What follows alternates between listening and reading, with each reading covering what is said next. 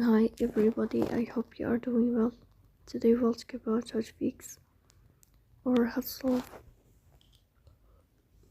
the problem of Tapas app with good settings.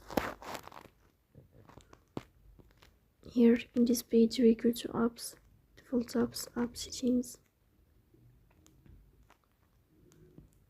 In this page you will search about the application of Tapas and you click here.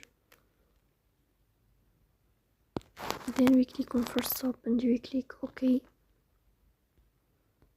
Here you will enter to the window of storage.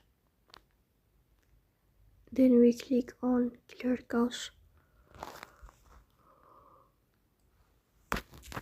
In the end you will turn off your phone and you will restart your phone again to fix that problem. So that's all, don't forget to support us by like and subscribe. See you